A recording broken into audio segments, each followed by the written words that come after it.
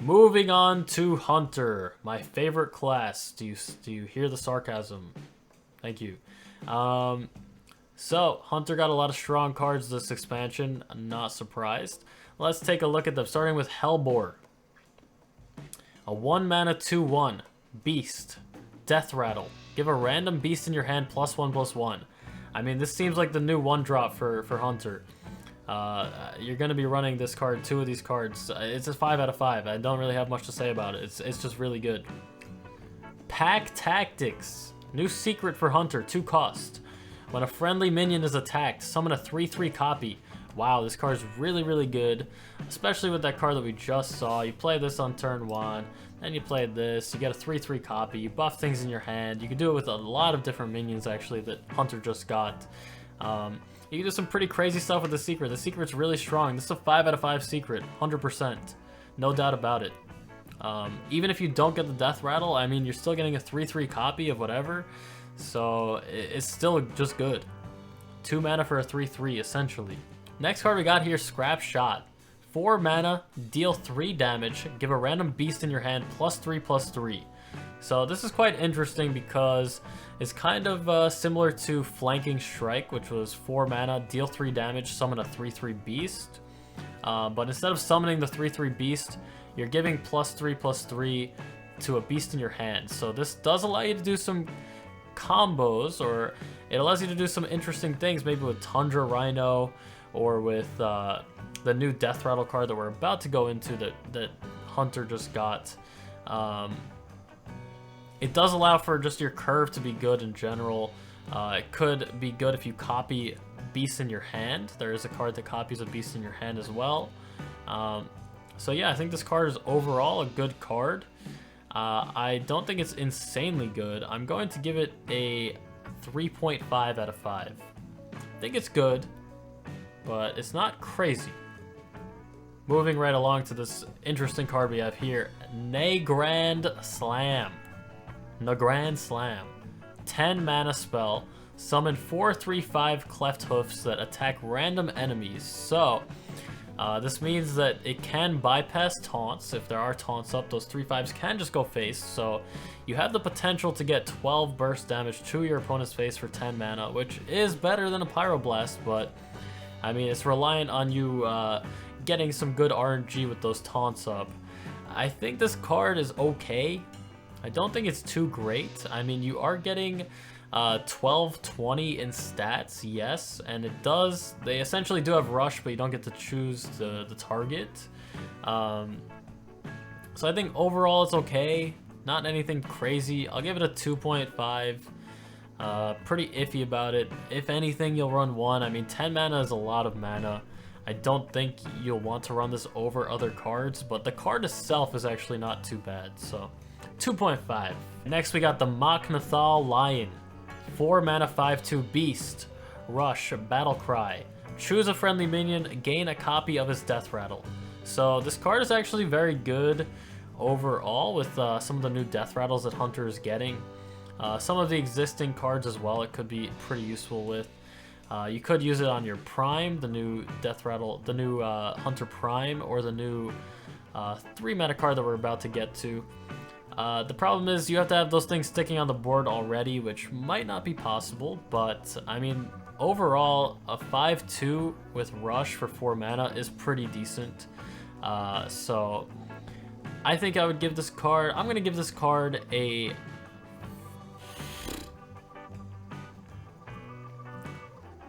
I'm between a 3.5 and a 4. I'm going to give this card a 3.5 out of 5. Just because I think it's good, but you're probably only running 1 of these because it can just whiff pretty easily. Might be decent in a Highlander deck if you got a decent amount of Death Rattles in there.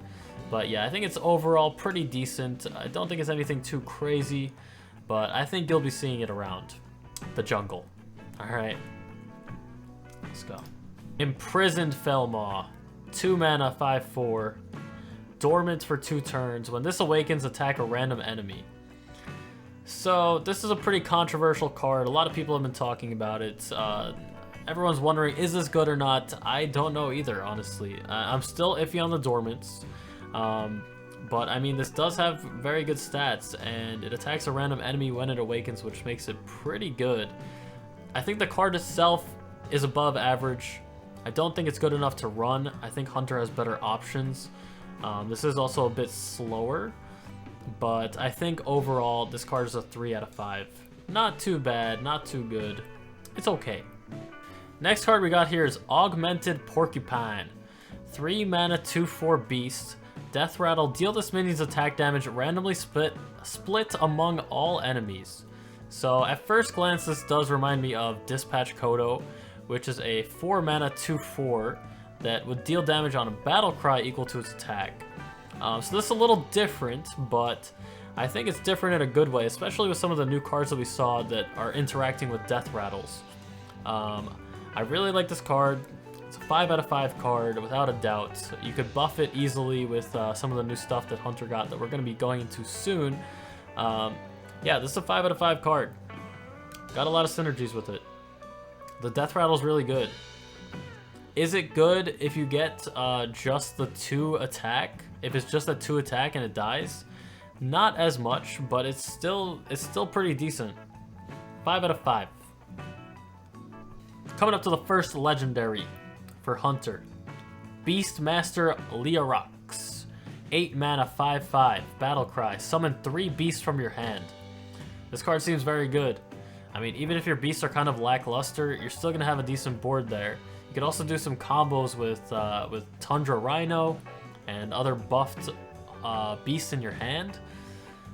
The ability to buff the beast in your hand is pretty efficient for this guy and for cards like Hunting Party that can copy the beast in your hand and then make it so you have just a wombo combo. You could even do something with copying King Crush, summoning multiple King Crushes, and crushing your opponent. Whoa. Yeah, this card's very good. 5 out of 5. Even if you get shitty beasts, still good. Moving on to the Hunter Prime. Zixor, Apex Predator. 3 mana, 2/4 with Rush. Death Rattle, shuffle a Zixor Prime into your deck. So, this is interesting. This is the second Prime that we've seen with Rush. And Rush is actually very good with Primes because you can get around silences that way. You can summon the guy, summon the minion, and then hit into your opponent's minion and kill it off so that you guaranteed get that shuffle into your deck. And that is very important in this case because Zixor Prime is looking pretty freaking good. 8 mana, 4/4 beast with Rush, Battlecry, summon 3 copies of this minion. So at the very least, you are getting 16/16 in stats, and you can always draw this card with the +2/+2 draw card that we're about to go into. You could even buff it with that 4 mana spell that we saw before. It could be very insane. I mean, 16/16 Rush that's split for 8 mana is very, very good on its own. So I give this card a 5 out of 5. This is a must run in Hunter, 100%. Let's go. Next card. The last card that we're going to go into for Hunter is Scavengers Ingenuity. 2 mana, spell. Draw a beast, give it +3/+3. This card is going to be played in, I can guarantee you, 95% of Hunter decks. This card is super good. Kind of similar to Call Pet, except you're guaranteed to draw the beast and you're guaranteed to get that extra bonus on top of it. So this card is a 5 out of 5 in my book. Hunter got a lot of great cards this expansion. Not looking forward to playing against it, but hey, somebody's got to do it, all right? Let's go.